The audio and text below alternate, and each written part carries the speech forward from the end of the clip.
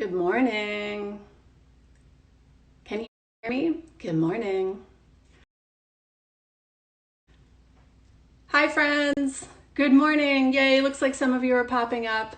Good morning. Hi, hello. Hi, friends. Laurie March here. I am taking over the Hormel Foods Instagram account. These guys let me in pretty regularly. I don't know. We had a really good time last time. Let's do it again. Here we go. There's my Emily. Come on in. Way too fast. Emily, are you there? Let's do this. Do you guys have your coffee? There you are. Hey, Good morning, guys. This is Emily Pastor. She graciously is coming to us live from her kitchen this morning. We have so many fun things to talk about. Emily, I love how much you know about recipes and food, and it's so exciting. I mean, you have a cookbook. You have an air fryer cookbook. I am learning things from you. thank you. Yeah, I've written 3 cookbooks, believe it or not. That is so cool. Do you take them out at home and look up your recipes? Yes, yes. I always It's wondered. so it's so funny. With the air fryer book, which just came out in December, there's a couple like family favorites, and when I'm like, okay, I got to make that, chicken and waffles recipe, I pull it out, Yes. and we have this joke in our family that I'll be like complaining about. I'll be like, who wrote this Oh recipe? my gosh, it's you, and you can only blame it on you at that point. Emily, there are so many people who just popped in. Good morning. You guys all take a second and tell me where you're coming in from. Good morning. Good morning. I'm in Los Angeles. Emily, tell us where you're at again. So I'm in the Chicago area, in the suburbs right outside Chicago. So here it's 10 a.m. 10 a.m. Right. Here it's 8. It's actually 8:02. And I have my early. coffee. Oh, all right. We got a Utah out there. That's fabulous. Good morning. So many new friends. Minnesota. Cool. Boston. We're like covering the country with this. We got people from everywhere. Good morning. Good morning. It's 11:02. Yeah. So we definitely have some East Coast folks in here as well. So, Emily, I'm so excited. Everybody's going to keep telling us where they're coming in from California. While they tell us that, maybe you could let us know what we're going to make today and a little bit more about what we're going to chat about while we drink our coffee. For sure. So one of the things that, we've been planning to talk about, Lori, is in this time, I think everyone is finding that they're cooking way more than ever. And Definitely. those of us with kids and, a lot of people in our house, it just seems like it's, you're constantly like a short order cook and you're practically running a restaurant out of your kitchen. Yep. And it's exhausting. And I know it for sure. And one of the things that we're going to talk about today is not just cooking for your kids or for your family, but Yep. how to get the family involved in the cooking. Yeah. So get the kids in the kitchen, get them to pitch in, get them to help out. One of the maybe silver linings of this really difficult time is we can hopefully try to teach our kids some of these really important life skills, Yep. maybe even have a little fun, little family bonding if it's Wait, not too imagine much. that, having fun. I like it. I mean, I think that's really important what you said. People are feeling a lot more pressure at home. The shopping got more complicated. The cooking is more complicated. People are working so hard and doing so much. And like, imagine how much more fun it can be if you can get the kids in the kitchen with you. Kids started playing restaurant. Yeah. So people here in the comments are also talking about how their kids are understanding a little bit more about food with them. Your food has Mhm. become a little bit more important to everybody lately.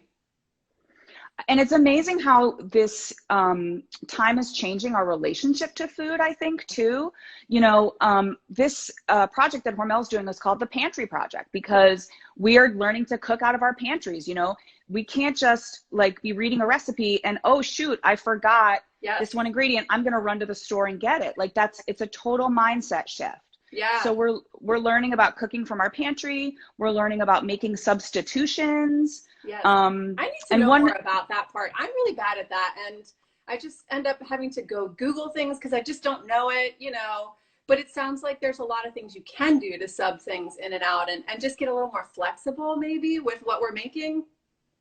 Absolutely. And once you understand what an ingredient is doing in the recipe, you can start to think about how to substitute for it. So if it's, vinegar in the recipe, well, that's bringing acidity, tartness. What could you sub? Lemon juice, you know, different kinds of vinegars, all these things. Cool. So one of the things I love about the recipe we're going to do today is we're going to make some homemade granola. Yes. And the recipe is totally customizable. So I think the only thing that you absolutely must positively have it probably is oats. Yeah. And beyond that, it's, you know, I don't want anyone running out to the store to buy like 1 or 2 special things. It's like what you've got in your pantry, and that's how you're going to make the granola. I love that. So many more friends have popped in here. They're all saying hi. Okay, guys, do you eat granola? I want to hear. Just go ahead and leave us a comment. My husband is obsessed with granola. I have so many different mixes. I have never made it. I don't even think I really put 2 and 2 together and realized you could make that, which sounds really dingy, but it's just so easy to buy it and run out and grab it. But that's not really what we're doing at the moment with you know, anything. So I'm so excited. Do your family members eat a lot of granola? So yeah, this is kind of a family favorite. My daughter's actually taking over making it. She likes to make a big batch. Yeah, she does it herself on the weekends, and then it's there all week. If you want to have it with milk as like a cereal, or my son is a big yogurt eater. You just, you know, sprinkle a little bit over some yogurt, and you've got a parfait. Yeah. So very elegant, by the way, of your son. Very elegant. Yes, yes, we're super fancy here. No, we're not.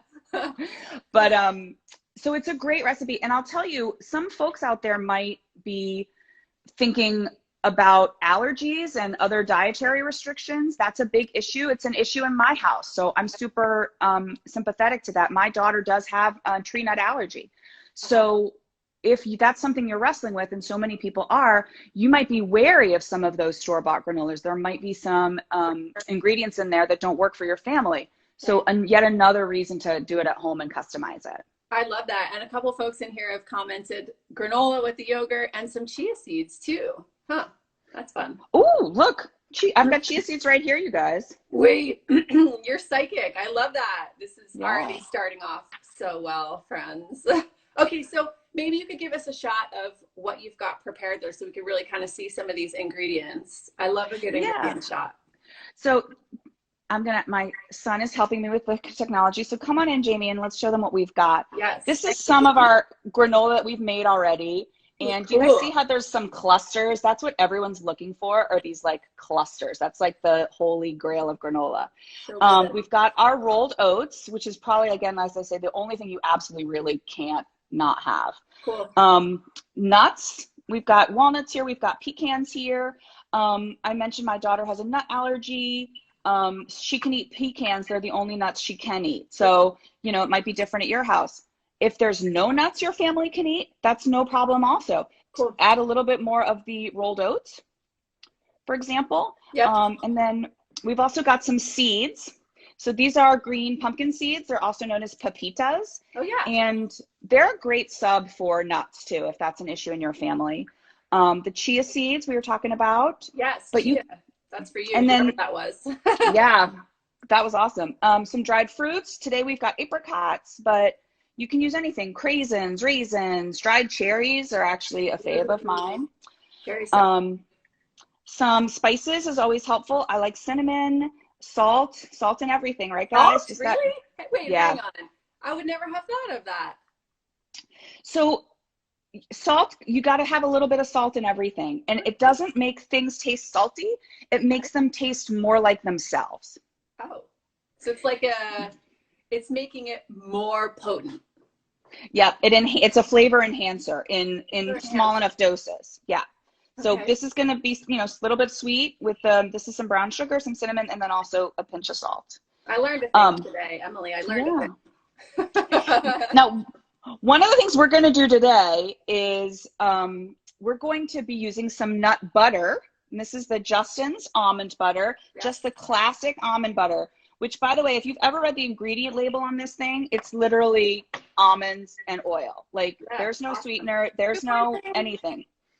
So that is about as simple like a product as you can get. Yes, love that. I have that in my cabinet too, and the little packets of it too, or sometimes if you're just really lazy, you can just sit on the couch and eat the packet with like nothing else.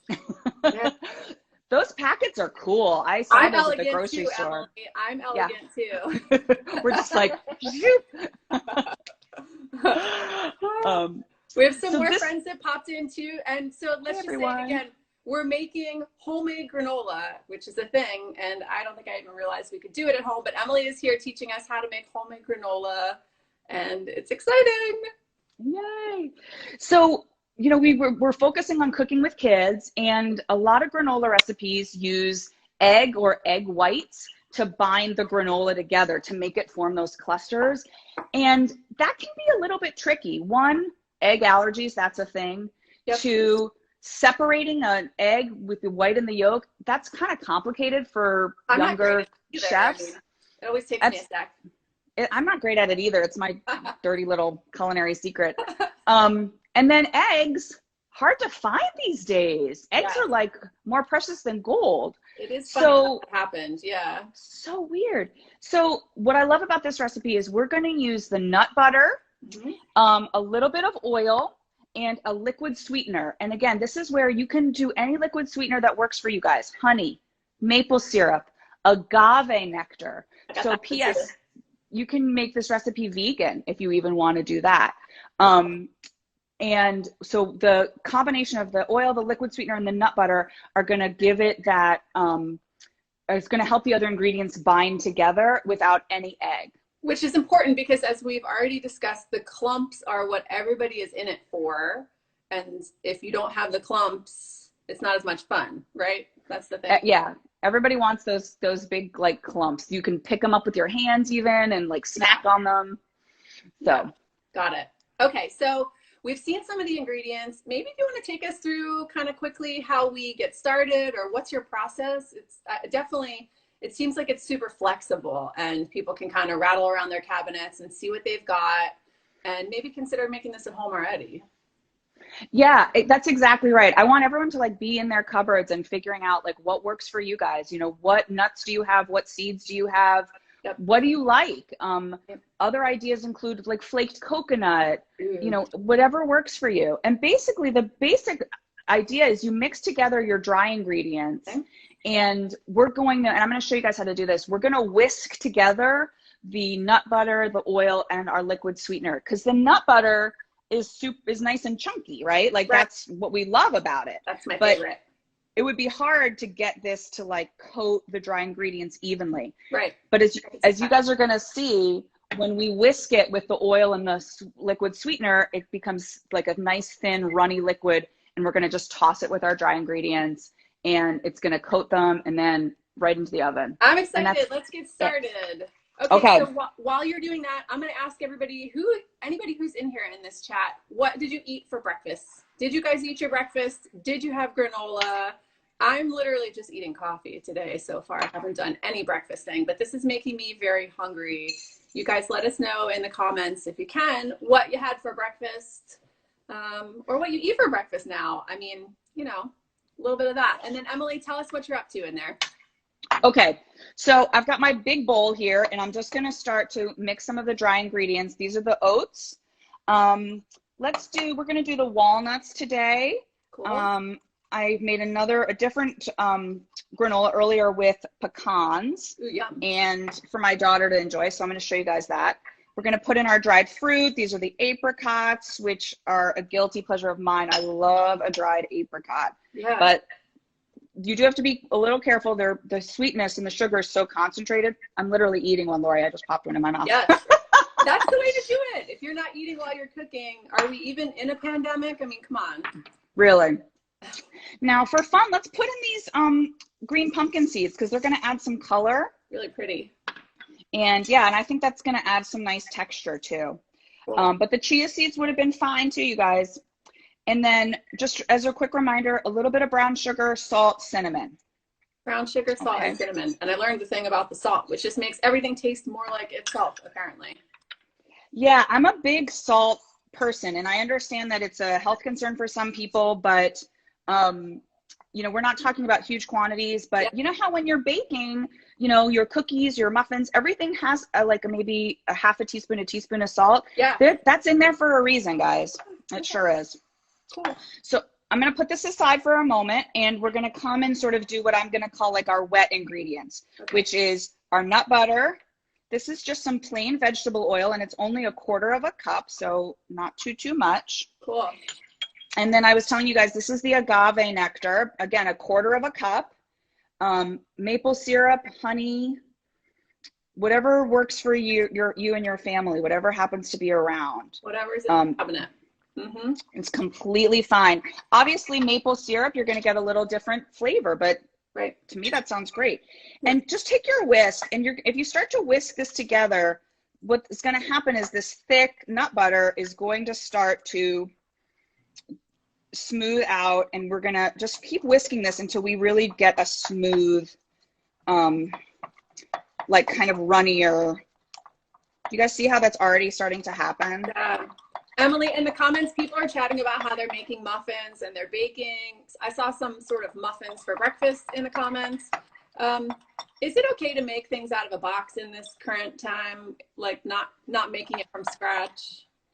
Oh my gosh, yes. Whatever works for you and your family. Like, and that's, you know what, I think that can be a really great way to get started too. Like if you're a little bit unsure as a baker, or if you're baking with kids and, you know, this is like kind of a first for you, start with the mixes and gain some confidence. And I think that could really lead people down the path. Like, oh, hey, I did that. You know, maybe I could try a simple recipe from scratch. I really think anything that's getting you in the kitchen is a good in my mind. And I think whisking is a great job. You can put your kids to work, right? That's part of it. Oh my gosh. Like, yeah, this is exactly something. Get a kid to do this. Like, this is exactly the kind of thing kids of any age can do. You don't have to worry about safety, and it's fun. It's just, you know, it's fun, and, you know, they'll get tired and they'll complain that their arm is tired, so then they can rest. And yes. So one of our friends on here commented, what do you like to add to mixes to dress them up? Like if you were making a muffin mix, is there something you could just toss in to make it better? Oh gosh, that's such a good question. I feel like there's so many cool like blog posts out there about that. Like, you know, how to like cake mix doctor and all that stuff. Like fruits yeah, absolutely. I tend to bake from scratch myself. Yeah.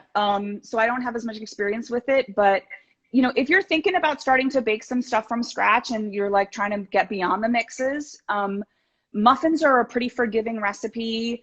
Any kind of quick breads are really forgiving.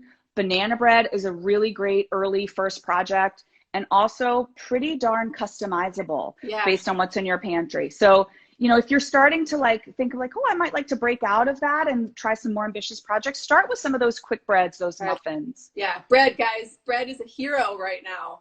Hero. Absolutely.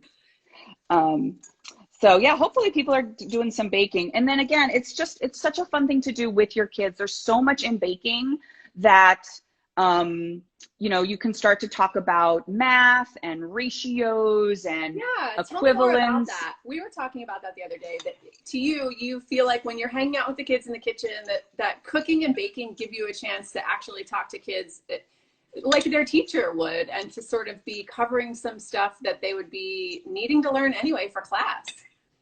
Yeah, and again, the last thing we want to do is add more pressure to parents, but these are some things you can do that are really easy. Like, okay, hopefully some of you guys know this. There's 3 teaspoons in a tablespoon. I might have known that. I bet you did. There's 4 tablespoons in 1/4 cup. I definitely knew that one. Yep. And I bet a lot of you guys out there knew that as well. So these are fun. You can like mention that to your kids when you're measuring out a tablespoon of something. Hey, did you guys know that's 3 teaspoons? What if we had 2 tablespoons? How many teaspoons would that be? Obviously, this is for younger kids. Sure. My daughter's in college trigonometry, so she would laugh at me if I said that to her. That's amazing. Yeah. But, you know, again, depending on the age of your kids, there's a lot of just ways in the chit chat, you just start to talk about these kinds of things. Yeah. For math, amazingly, there's a lot of math in baking. a lot of math and baking, you know, getting them to read the recipe to you. That's a great way to, you know, start incorporating some reading, some language arts. You can ask them, how would you write this clear to you? You know, why do you think they wrote in a large bowl, combine all your ingredients, as opposed to combine all the ingredients in a large bowl? Why do you think they did that? These are just the kinds of, you know, back and forth. It doesn't have to be like a high pressure, like, and now I'm going to lecture you situation. Right. Just small, tiny lessons. Ooh, Teresa says geography. Where do you think these ingredients could be from? That's a fun one. Like talking to your kids about where stuff comes from. I love that idea because this is something that fascinates me. And, you know, just little things like, if you think about what are some of the fruits and vegetables that originated here in the Americas, we were talking about this at dinner the other night. Tomatoes come from the Americas. So imagine Italian food without tomatoes. Yeah. But they didn't have it. I know, but they didn't have tomatoes before, you know, 1492. Wow. So that's cool. Something. Yeah, that's something that, you know, you can just start to say, hey, I wonder what other things come from the Americas, you guys. What if we made a whole dinner with only ingredients that originally came from the Americas? What would be some of the things that would be in that dinner? That's super fun. Or then, you know, if you're not traveling, you could have an entire dinner that's sort of wherever, oh my gosh, wherever, anywhere in the world. This is my European dinner. This is my, you know, things from, oh, that sounds really fun. I like that. That's happening at my house next. Yeah. And, you know, switch it up, right? Like have your once a week have international night and someone picks a country and you have to make some food from that country. Yeah. And things are going by very quickly, but people are talking about how it's great to know where your food comes from and how things interact. And, you know, it's just all very important it's a great teaching moment to talk to your kids about food and, you know, food supply and where it's coming from and how it's all going. And I think that's exciting. And in an age appropriate way, however old your kids are, you know, you can really incorporate their thoughts too. And I think that's really neat. Yep. Absolutely. So I want to make sure we have time to do this granola.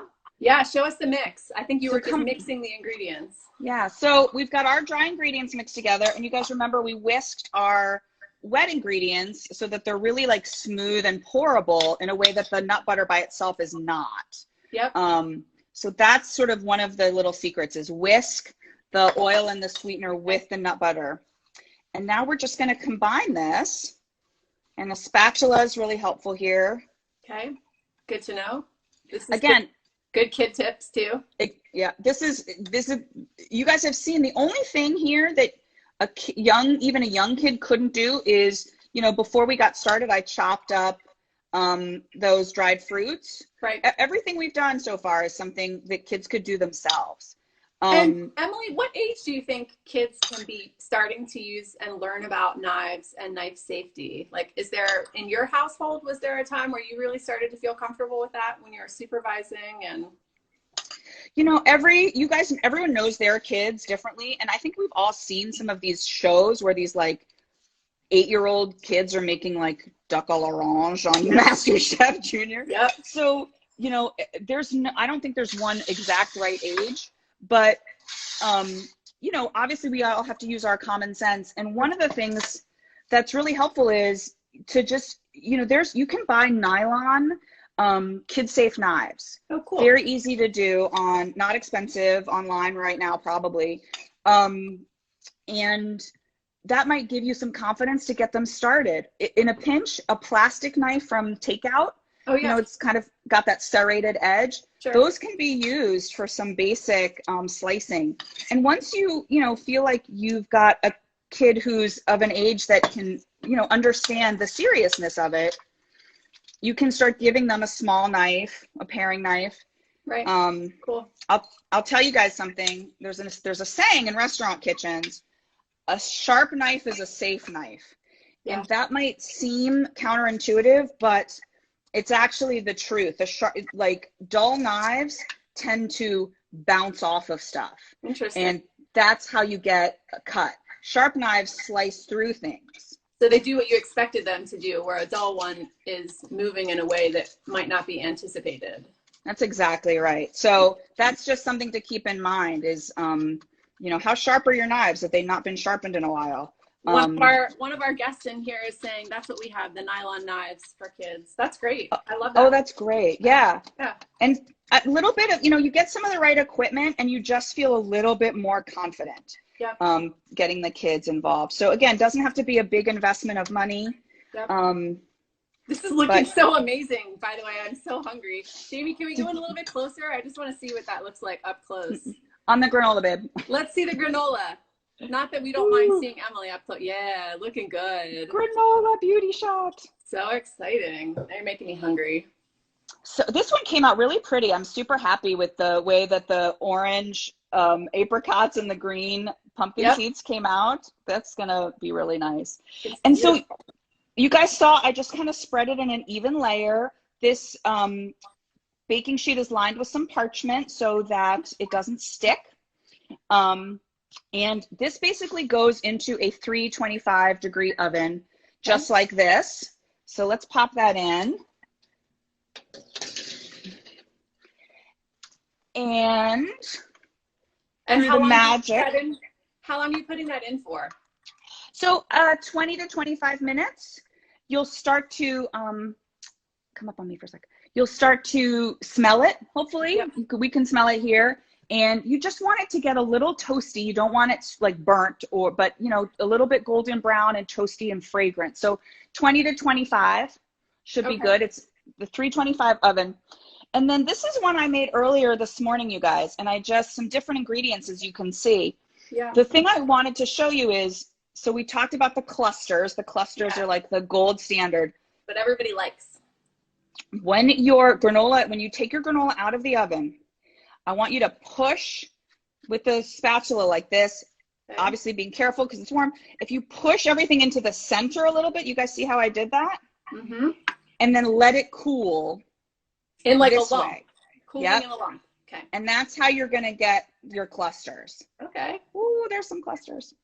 There's one. Success. There's one. Yay. Victory. Yep. So that's my sort of little secret. Ooh, I'm going to eat that. Yes. Wait, let's hear it. How was it? I need to hear the crunch. Was it really crunchy? There's definitely some. This one is really good. Good. Cool. Oh, I can hear it. Yes. Crunch. That's how we know it was good. And can you taste the peanut butter? That's what I want to know because I like peanut butter. So this batch in particular, I did it save for my daughter. So this one doesn't have the Justin's almond butter. Got it. This one does. Oh, that's right. This almond butter, not peanut butter. Yeah. Though peanut butter works, by the way. Okay, so we got a question for you, Emily. Okay. If you wanted to make this into bars, do you separate them before or after the oven? Oh, such a good question. I have a recipe in one of my cookbooks, my first book, which is called Food Swap. I had a recipe for granola bars. The secret to making homemade granola bars is, so you would probably do those more like an 8x8 pan, like a square pan. Okay. And you're gonna like super duper press down on them. Okay. So like really trying to compress them into that flat surface. Exactly. And then you're gonna bake them in the oven. And when they come out, again, you really compress them. Like you could put like some wax paper and maybe a flat spatula, and right when they're still warm out of the oven, smush them down. That's a technical term. Yeah, that's a technical, very fancy culinary term, smushing. And then let them cool like that. And that should work then you are able to cut it after. Cool. Oh, hi, Vanessa. Chef Vanessa from last week popped in to say it looks so yummy. So chef approved, chef to chef. So did her hash, by the way. Oh my gosh. It was so good last week. My mouth was watering. Yeah, you guys, we're just making everybody hungry Saturday mornings. That's our job, making people hungry. No. So we learned a lot about kids too, and like how your kids can really be interacting in the kitchen with you. And I feel like this is like a good eye opener at how people can be talking to kids in the kitchen and really interacting in a slightly different way. And It seems like something you've done with your kids for a long time. I have really tried. You know, another thing, and we didn't really talk about this yet, but I bet this is on the mind of some of our viewers. You know, kids are notorious for being picky eaters. Yes. And without pointing fingers at anyone who might be in the room right now, I have a picky eater in my house. Is he behind the camera? He Jamie called out. Sorry, Jamie. He's looking at me right now. But, you know, that can be a real challenge. And one of the things that we've done that has really been successful is I've taught him a few, I mean, he's 13, he's a big kid, so he really can handle himself around the stove and whatnot. I've taught him to, you know, make eggs, make pasta, things like that. So cool. if I'm making a dinner that isn't up his alley, he's able to put together something for himself by himself. And that way it's like a little bit less of a issue between us. I'm not like, oh, I don't want to make you a second dinner, dude. He's doing it himself. So that can be another way to like empower kids too. Plus, I feel like that's such good independence for later, you know, because your mom is not always going to live with you. And at some point you'll be making your own pasta, right? Yes. Yep. And hey, it's a great, you know, when you get older and you're living out on your own, it's a great way to impress a date, you know, if you can make dinner.